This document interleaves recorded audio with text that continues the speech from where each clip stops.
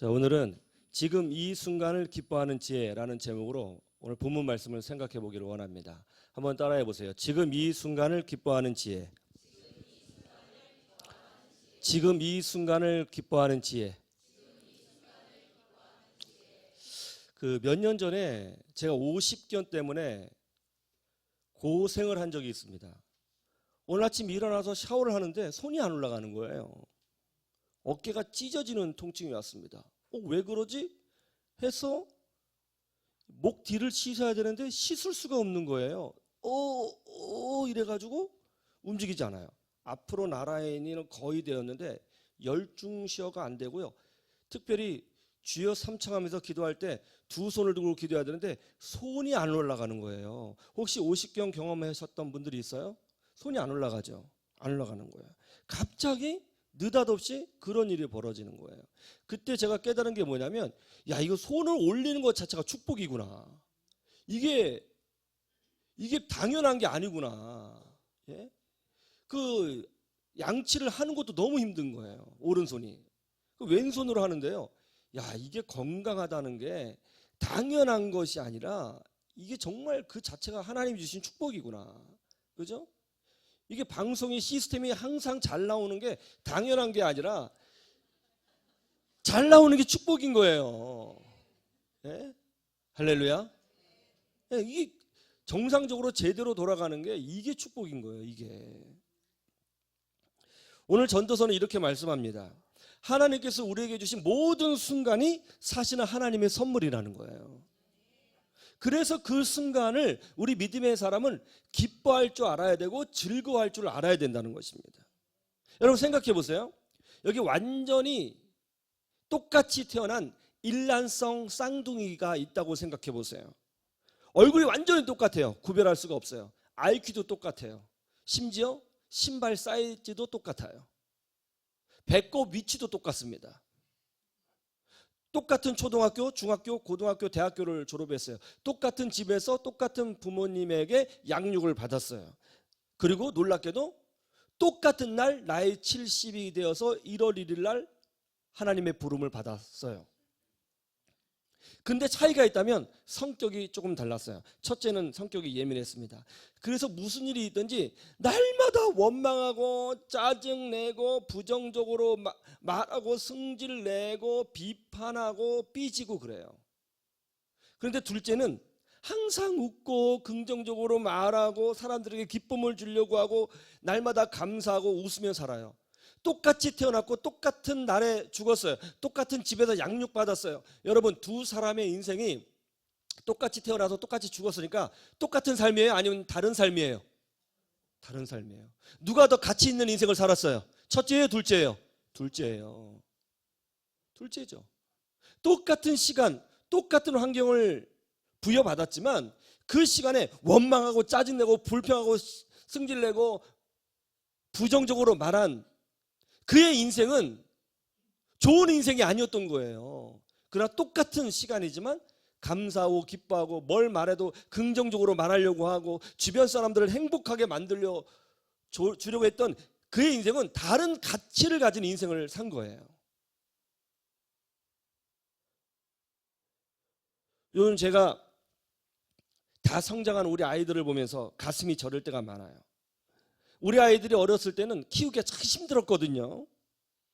그런데 지금 보니까 그 어렸을 때 그 시간들이 하나님이 주신 축복의 시간들이었더라고요. 정말 타임머신이 있으면 과거로 돌아가서 어렸을 때 우리 아이 참 이뻤거든요. 그때는.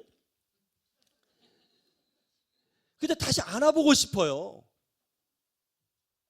그때 아이들이 얼마나 이뻤어요, 여러분.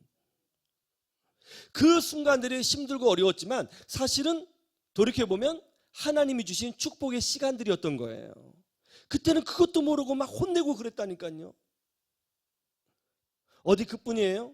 우리 사랑하는 성도들과 함께 밥을 먹었던 순간들, 함께 막 웃으면서 대화했던 순간들, 함께 뜨거운 눈물을 흘리면서 기도했던 순간들, 함께 열심히 교회를 세웠던 순간들, 땀을 흘렸던 순간들, 이 모든 순간들이 사실은 하나님이 주신 선물이었다는 사실을 우리는 잊지 말아야 되는 것입니다. 그래서 데살로니가전서 5장 16절에 뭐라고 되어 있어요? 항상 기뻐하라고 되어 있는 거예요. 여러분, 이 말씀이 이제 이해가 되세요? 항상 기뻐하라. 그때는 막 힘들고, 그때는 참 어렵고, 그때는 짜증나지만 지나고 보면 그 순간이 사실은 행복한 순간들이었고, 그 순간들을 하나님이 우리에게 주신 선물이었다는 것을 알게 되는 거예요. 오늘 전도서 말씀의 핵심이 뭡니까? 우리가 가지고 있어야 될 영적인 지혜가 뭐라고 이야기해요? 모든 순간들이 하나님이 주신 선물이라는 거예요. 그래서 우리는 하나님께서 주시는 그 순간들을 기뻐하는 법을 배워야 한다는 것입니다. 그 순간들을 어떻게 기뻐해야 되는지 배우며 살아야 된다는 거예요. 어떻게 해요? 이렇게 첫 번째, 과거가 아니라 지금 이 순간이라는 거예요. 한번 따라해 보세요. 과거가 아니라 지금 이 순간. 우리 고린도후서 5장 17절 말씀을 한번 찾아보세요. 고린도후서 5장 17절.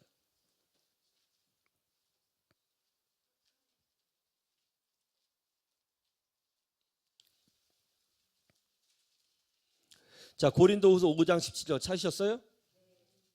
이런 말씀은 밑줄이 쳐져 있어야 돼요.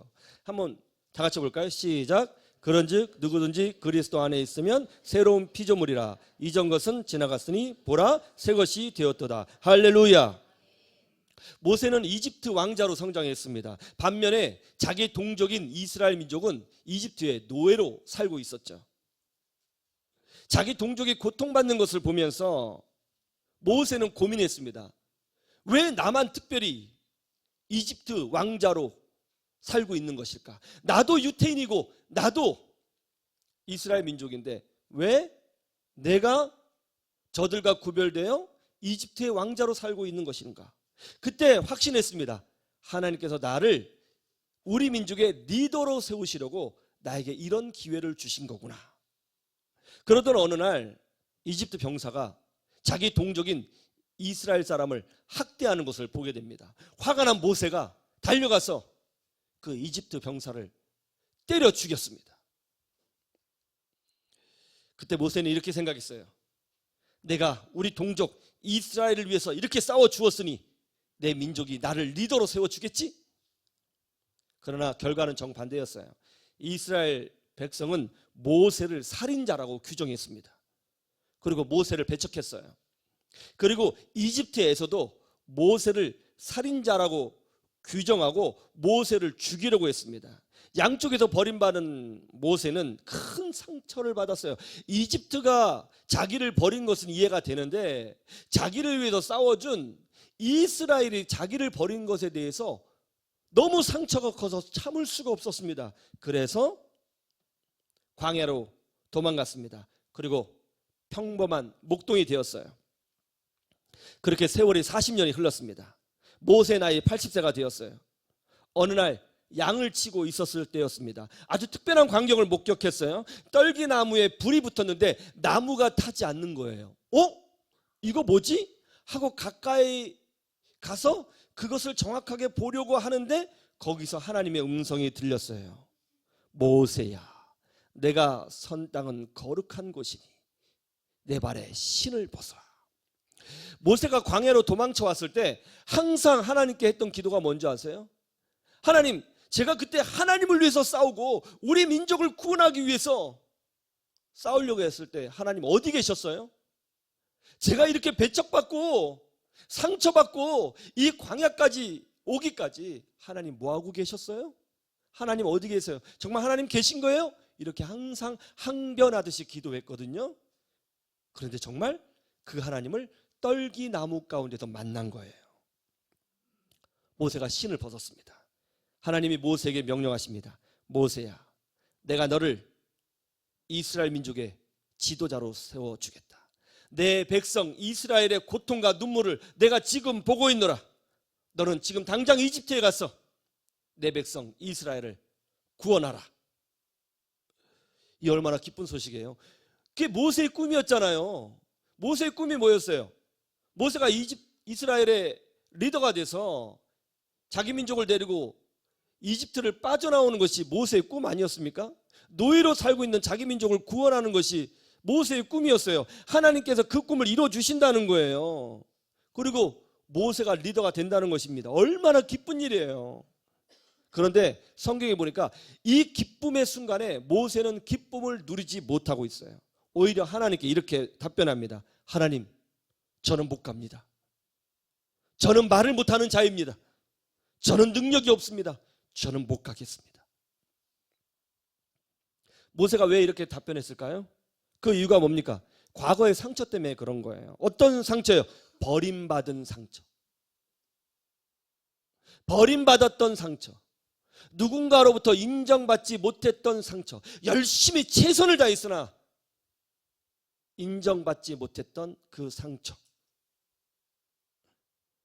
그래서 지금 하나님의 명령, 축복의 말씀을 듣고 있지만 그 축복의 말씀 앞에 기뻐하지 못하고 나는 할 수 없다, 나는 무능력하다, 나는 안 된다 하면서 좌절하고 있는 거예요. 여러분, 과거의 상처, 과거의 실패, 과거의 눈물, 과거의 아픔에 사로잡혀 있으면 지금 이 순간 하나님께서 엄청난 축복을 해주셔도 이것이 축복인지 알지도 못하고 느끼지도 못하고 누리지도 못하는 거예요. 오늘도 교회를 다니고 있지만 과거의 모습을 붙잡고 사는 사람들이 많이 있습니다. 과거에 자신이 했던 나쁜 일, 과거의 상처들, 과거의 실패들, 과거의 아픔을 몇십 년이 되도록 가슴에 품고 사는 사람들이 많아요. 어떤 집사님은 담임 목사님만 보면 경직이 되고 담임 목사님만 되면 이상하게도 거부감이 든다고 합니다. 나중에 알고 보니까 이 집사님이 어린 시절 아버지한테 매를 많이 맞고 자랐어요. 아버지는 무서운 분이었어요. 아버지가 집에 없을 때가 집이 더 평화로웠어요. 그런 가정에서 자랐어요. 아버지에 대해서 뭐라고 말을 하면 불같이 화를 냈습니다. 그래서 막 같이 때리는 거죠. 그래서 아버지가 너무너무 무서웠어요. 상담을 통해서 자신이 어떤 권위자에 대해서도 아버지에게 느꼈던 감정을 똑같이 갖고 있었다는 것을 발견하게 됐어요. 그래서 목사님뿐만이 아니라 어린 시절에 학교 선생님, 대학교 때 교수님, 직장에서 부장님에 대해서 그런 거부감을 가지고 있더라는 거예요. 어떤 여자 집사님은 청년 시절에 남자를 만나 동거 생활을 했습니다. 그리고 임신 중절 수술까지 하게 되었습니다. 그러다가 그 남자와 헤어졌어요. 이후 예수님을 믿게 되었고 신앙생활을 시작했습니다. 자신의 죄를 회개한 후에 하나님의 딸로 살게 되었어요. 그리고 자신의 과거를 다 알고 있음에도 모든 것을 품어주는 믿음의 사람을 만나 결혼했고 가정을 이루었고 자녀를 낳았습니다. 그리고 온 가족이 신앙생활을 했어요. 그런데 마음속에 이런 생각이 드는 거예요. 교회에서 혹시 내 옛날의 모습을 아는 사람을 만나면 어떻게 하지? 나 옛날 그때 모습을 아는 사람을 만나는 거 아니야?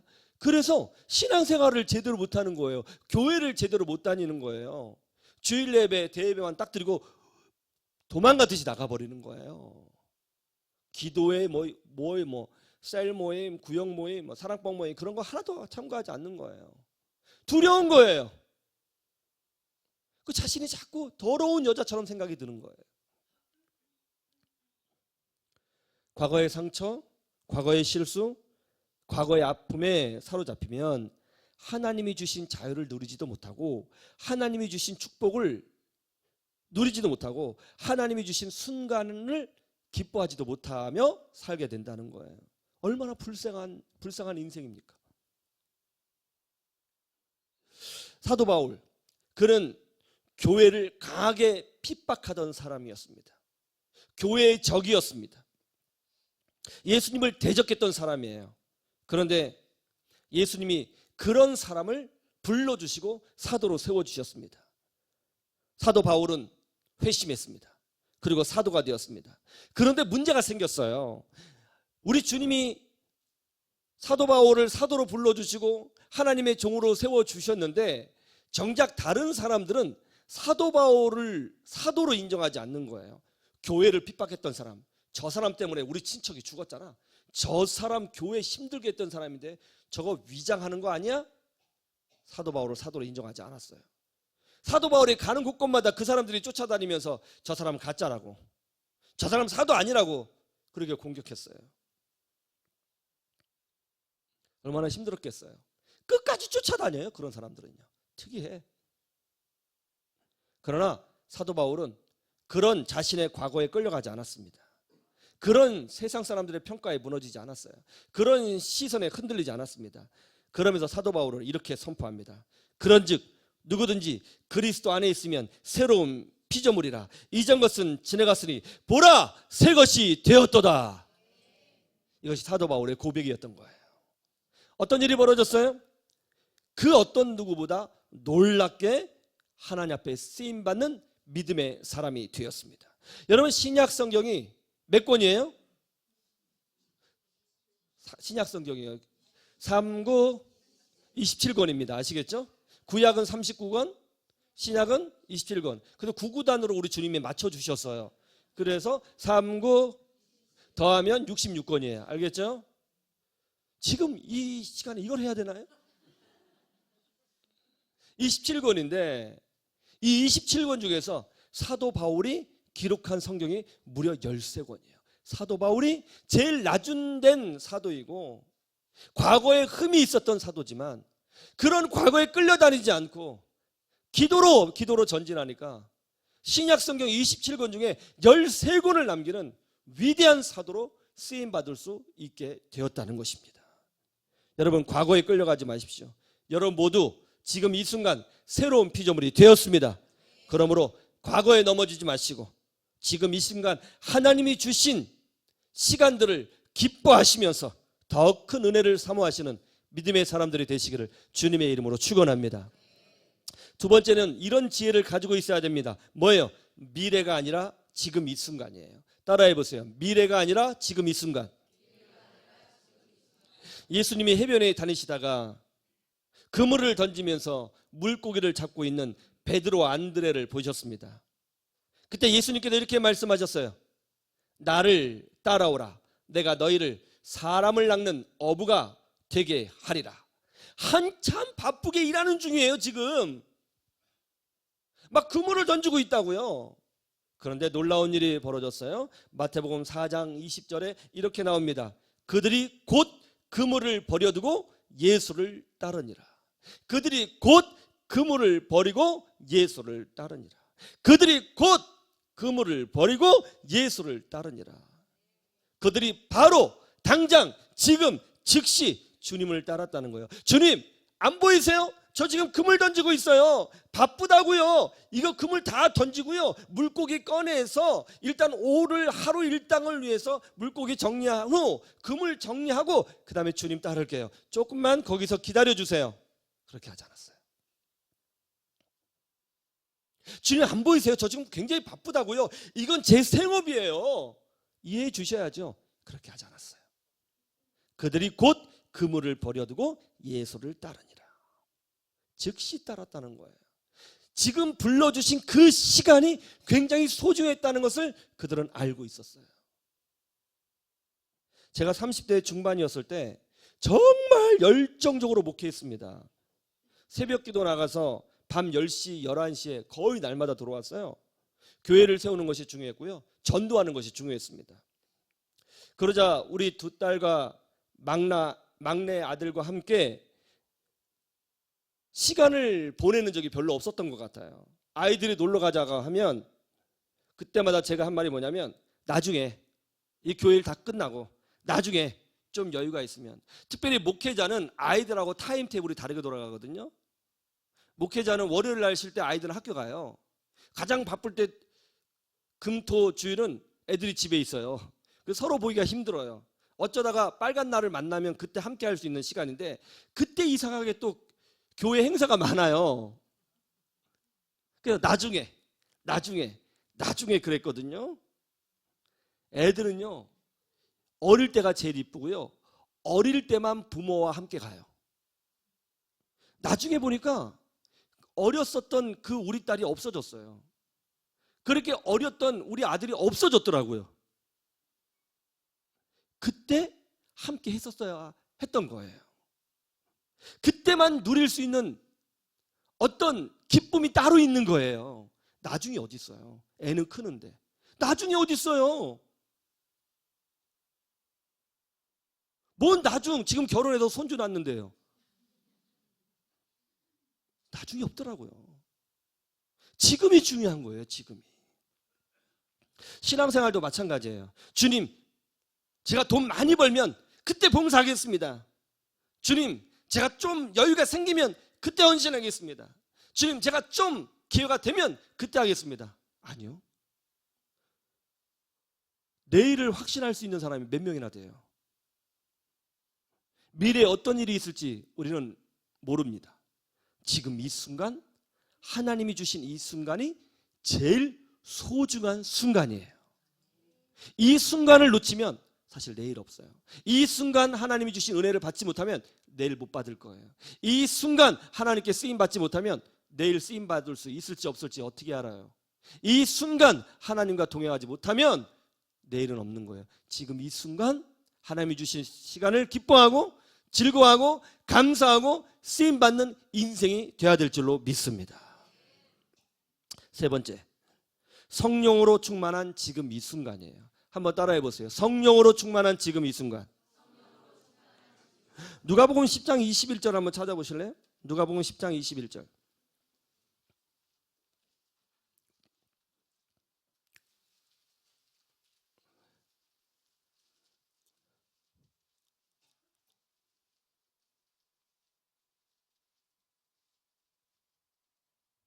누가복음 10장 21절.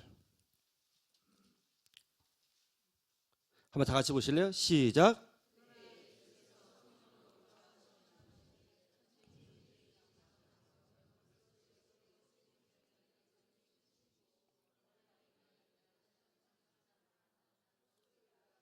네. 아멘. 여기 보면 뭐 옆에 이렇게 돼 있어요. 그때 예수께서 뭐 하셨다고요? 기뻐하셨다라고 돼 있어요. 그때 예수께서 성령으로 기뻐하셨다. 그때 예수께서 성령으로 기뻐하셨어요. 예수님은 그때 바로 그 순간, 지금 이 순간 그때 기뻐하셨어요. 그런데 그냥 기뻐하신 것이 아니고 성령으로 기뻐하셨어요. 성령님은 우리에게 믿음의 확신을 주십니다. 성령님은 우리에게 큰 믿음을 주시는 분이세요. 성령님은 우리에게 영적인 지혜도 주십니다. 성령님은 우리에게 기쁨도 주신다는 것을 믿으시기를 주님의 이름으로 축원합니다.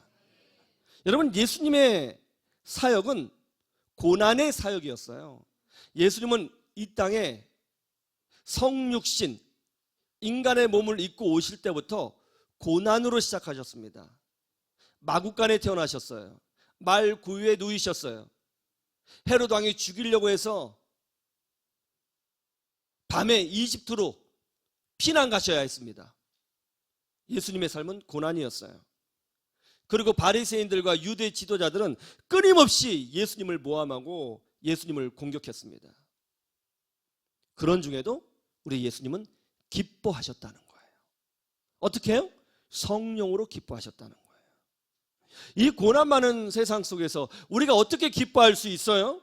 그것은 바로 우리 믿는 사람들은 성령의 힘으로 된다는 거예요. 그러므로 우리는 늘 성령 충만을 사모해야 되는 줄로 믿습니다. 여러분 영혼에 은혜를 채워 넣으셔야 하는 거예요. 은혜를. 여러분 영혼에 뜨거움을 채워 넣으셔야 하는 거예요. 그러면 고난 중에라도 기뻐하면서 하나님께서 주시는 시간들, 하나님께서 주시는 순간순간들을 기뻐하며 사는 지혜를 얻게 되는 것입니다. 우리 노예 목사님 중에 홍 목사님이라고 있습니다. 제가 우리 홍 목사님 보고 정말 많은 은혜를 받았어요. 인품이 너무 좋으세요. 제가 여러 목사님을 만나봤지만 인품이 너무너무 진실하십니다. 그리고 항상 웃고요. 무엇보다도 주변 사람들을 기쁘게 해주려고 노력하는 분이에요. 그리고 후배 목사님들을 잘 돌봐주시는 그런 목사님입니다. 굉장히 몸이 이제 건강하시거든요. 아시겠죠? 제 손 보세요. 굉장히 건강하세요. 그럼에도 불구하고 자전거 타고 막 전국 일주하고 막 그러세요. 그래서 사진 찍고, 예? 그리고 이제 시간만 되면 교회 청년들을 데리고 막 설악산 올라가고 어디 올라가고, 그래서 꼭 사진을 찍어서 저한테 보내주십니다. 정상 등반하면. 예? 정말 놀랍더라고요. 거기 막 그렇게 산도 올라가시고 항상 즐겁게 행복하게 사시고 주변 사람들을 행복하게 만들어 주려고 하는 분이에요. 무슨 말을 해도 긍정적이에요. 저는 이렇게 긍정적인 분 처음 봤어요. 긍정적이에요. 제가 홍 목사님 보면서 이런 생각이 들었어요. 야, 저렇게 밝게 사는 분이라면 어렸을 때 고난 없이 그냥 신학대학교 나와서 신학대학원 졸업하고 목사님 안수받고 목회하시는 분이시겠구나, 그렇게 생각을 했습니다. 그래서 대학교를 물어봤더니 아니나 다를까 총신대학교를 나오셨다는 거예요. 아, 역시 내 생각대로 순탄하게 성장하셨구나 라고 생각을 했어요. 그런데 어느 날 홍 목사님하고 대화를 하다가 충격적인 이야기를 들었습니다. 고등학교 때 너무 삶이 어려워서 탄광에서 일하셨대요. 집이 탄광촌이었답니다. 그래서 막장에 들어갔대요. 그게 막장이잖아요. 고등학교 때. 고등학교 졸업 이후도 아니고 고등학교 때요. 얼마나 많은 사연이 있었을까요? 얼마나 많은 어려움이 있었을까요? 오죽하면 우리 막장이라고 그러잖아요. 인생 막장. 탄광 그 막장 안에 들어가셨을까요? 겉으로 보기에는 그런 모습이 하나도 없는데 그렇게 즐거워하시는 분이 과거에 그런 어려움이 있으셨더라고요. 저 깜짝 놀랐습니다. 어느 날 목사님 모임이 있어서 그 모임에 갔는데 그 홍 목사님이 거기 계셨습니다. 그런데 예배당 구석에서 조용히 기도하시는 모습을 제가 보게 되었는데요. 정말 하나님의 은혜를 사모하면서 기도하시더라고요. 정말 진심으로 간절히 기도하시더라고요. 아, 목사님의 능력이 저기 있었구나. 우리는 기쁨을 유지하기 힘든 시대를 살아가고 있습니다. 쉽게 분노하고 쉽게 흥분하고 쉽게 비판하고 쉽게 낙심하는, 쉽게 절망하는 그런 시대에 우리가 살고 있어요. 그러나 우리는 이런 세상의 흐름에 끌려가서 우리의 인생을 허비하지 말아야 합니다. 그런 식으로 허비하면 안 되는 거예요, 여러분. 주님이 주시는 이 순간이 사실은 가장 좋은 축복이요 선물이라는 것을 알고 기뻐하며 감사하며 믿음으로 살아야 될 줄로 믿습니다. 이를 위해서 여러분, 과거에 너무 집착하지 마시고 미래를 약속하지 마시고 지금 이 순간 성령 충만 받으면서 하나님과 기뻐하며 인생길을 걸어가십시오. 가장 복된 인생이 될 것입니다. 오늘 전도서가 우리에게 주는 영적인 지혜인 것입니다. 이 지혜로 복된 인생 되시기를 주님의 이름으로 축원합니다. 축원합니다.